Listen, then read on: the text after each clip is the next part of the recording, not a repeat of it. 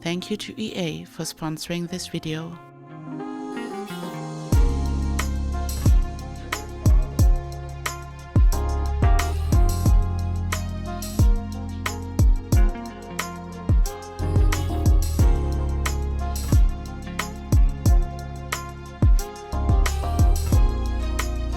Hey lovelies, it's Kate. Welcome back to another Sims 4 video.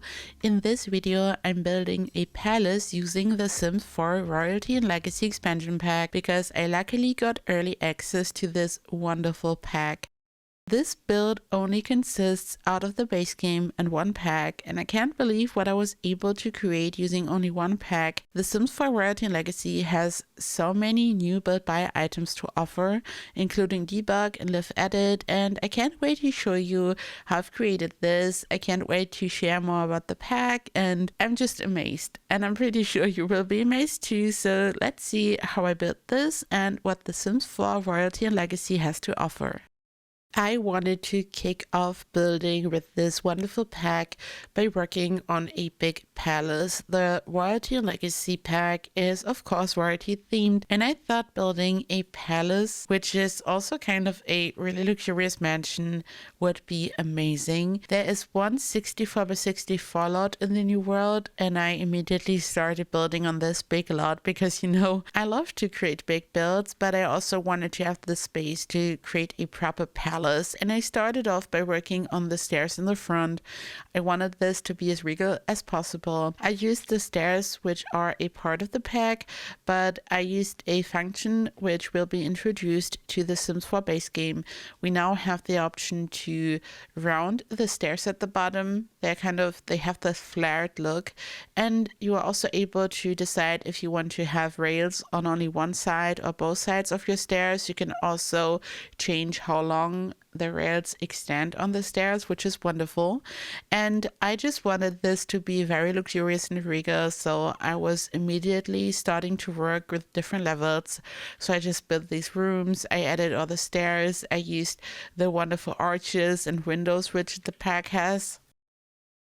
You can here see a lot of the new items, the fence for example, the rails, just everything you see here that's not base game.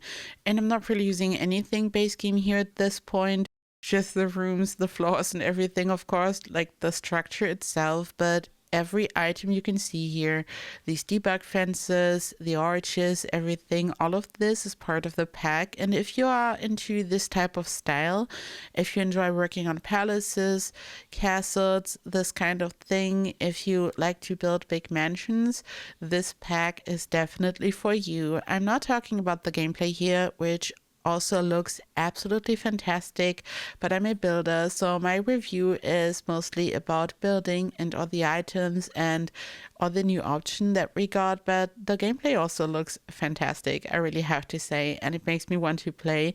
But here I'm talking about build buy, and I just think that it's fantastic what this pack has to offer. We have new stairs and railings, different railings, even different fences. We have a lot of the fences in debug 2, which I love. Here, for example, you can see that I've placed a fence inside the roof to have this roof decoration at the top. We have some roof decorations in some packs, for example, in Cottage Living. There's a really simple roof decoration, which I love to use. It's just a nice detail, but here I just placed a debug fence inside the roof to create this. You can also see a wonderful wall decoration in the front of the roof. This is also a part of the pack. Then at the bottom where I built these round gardens, there's like this type of arch or doorway, which is also in debug. And here I'm placing a debug object to have a nice outline. I just wanted to decorate this round room at the top. And this was one of those builds where I was really struggling with the fact that we only have 4 levels maximum. I really would have loved to make this build even taller, but yeah, I just created the shape, and here I'm placing also some debug items. Here on the fence, for example, I also placed a item which I found in debug just to add more detail. For me, this build was all about the details. I also used these hedges or flowers from debug to decorate the garden a lot. lot. And I really enjoyed the landscaping process because we got a lot of new trees and plants in debug actually. And I wasn't sure how to place the pool at first, but I then decided to just place it like that. I would have loved to have it in the back, so everything is kind of symmetrical, but there wasn't enough space. I was really running out of space on a 64 by 64 lot, so I decided to place it to the side. This water feature, this fountain is also part of the new pack, the lounges. There's like so much going on, and even with just this pack, this is what you can do. And here, this is a debug item, which is like some type of trellis, and it's perfect to decorate the garden. And I thought, okay, this is like a palace situation, so I wanted to have a really regal looking garden where you could also host a wonderful dinner, for example, some type of dinner party. I think it would also be lovely to have a wedding there. Like, there are a lot of options, and I decided to place all these tables in this area, and below the stairs, kind of in the patio area, I'm going to build a little outdoor kitchen so the food can be prepared.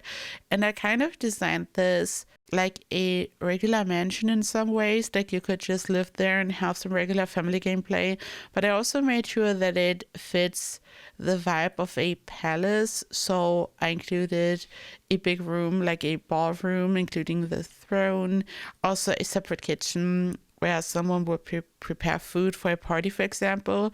So you could have some regular, luxurious family gameplay in this, but you could also have your royal legacy here. And yeah, this is the small outdoor kitchen area. This is kind of hidden behind the stairs, and there you could just prepare some food quickly. Here you can see some of the new modular furniture, which is wonderful. We already got a sofa like this in Dream Home Decorator, and ever since it was introduced to The Sims 4, it has been one of my favorite furniture items because it's just wonderful to have a modular sofa, which kind of fits any room and situation.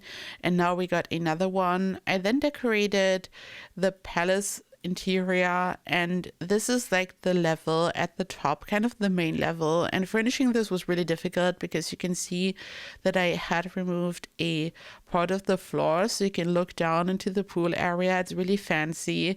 I also found these lamps, which are like chandeliers, and I just wanted to have a regal area where you would enter the building, and it was pretty difficult to have this middle ground between a official palace and just a mansion.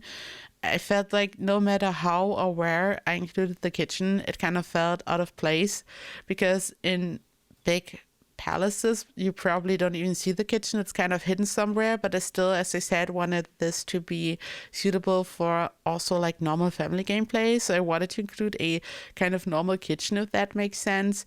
And I used the new counters and cabinets, which are also part of the Royalty and Legacy pack, and I'm really obsessed with this item. Like, this pack really includes anything you need to furnish a palace, to build the exterior, just anything.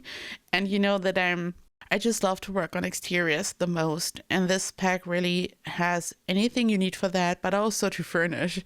Like, I really enjoyed this. So here you can see a combination of the pack and the base game, because for furnishing I also used a lot of base game items, but for the exterior not really. I don't know where I've used any base game item really.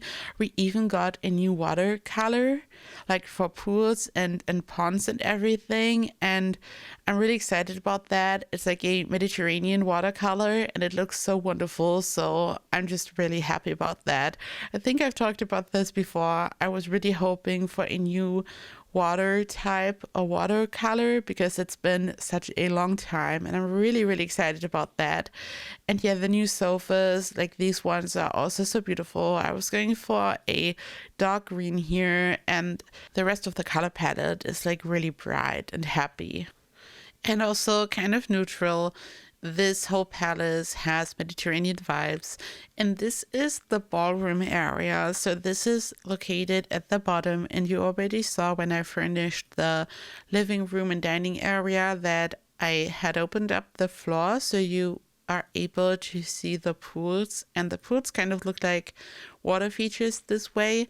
And this is this area at the bottom. You can see the pools in the back, and this item in the center is a dance floor, so you can really have a proper ballroom this way.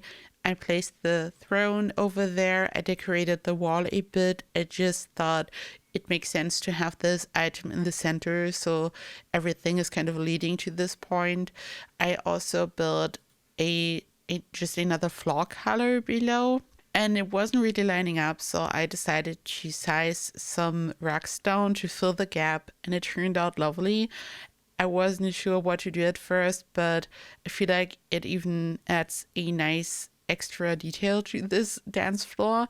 And I'm also going to build a small kitchen in the corner, so this is kind of where a caterer, someone would prepare food in theory, so this kind of thing. And I also used different tables for the ballroom area, long big dining tables, and because I had used curved rooms, I thought it would make sense to have small round dining tables in this area. I also added a bar area where the Sims could just sit down and have a juice, for example.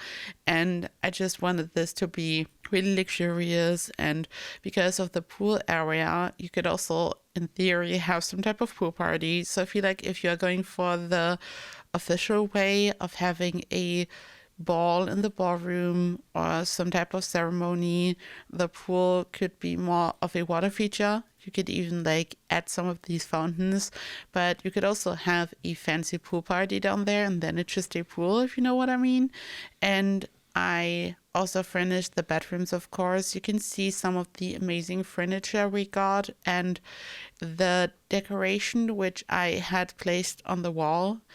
And now placed it again. This is, I think, in theory used to be placed behind this throne, but I also wanted to use it for the bed. The bed itself already has this little canopy thingy, but I thought, okay, why not placing this item above? It makes it even more over the top. I also here placed some, like, two different dressers because it's like for two Sims, this room, and I was trying to keep it symmetrical. I also used this wallpaper, which is like tiled, so in theory it's more suitable for a bathroom, but I was so obsessed with the color and the pattern that I thought I could get away using it in a bedroom. And I then made some small changes to this because I ended up including more bathrooms, and there are enough bathrooms, so even it might not seem this way, but I made some changes to make sure that there would be like enough bathrooms everywhere.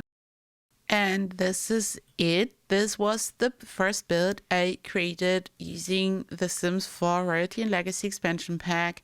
Thank you to EA for giving me early access. You can here see a lot of screenshots, and this build is CC free and unmodded. It only uses the Sims 4 base game and the Sims 4 Royalty and Legacy expansion pack, and it will be available in the gallery as soon as the pack officially drops. So once you get the pack, you will be able to grab this build from the gallery. I'm really excited to share it, and I'm really excited to hear from you what you think of this build and the pack. So please leave a comment down below. What are your thoughts on this? Where'd you get the pack? And also, in case you are grabbing the pack, you can use code Emerald in the EA app to directly support me. Thank you so much. And yeah, thank you for watching. I hope you're so well, and I hope I see you in the next video because I have some more exciting things planned out using The Sims 4 Royalty and Legacy. Thank you so much for watching. I love you. Bye bye.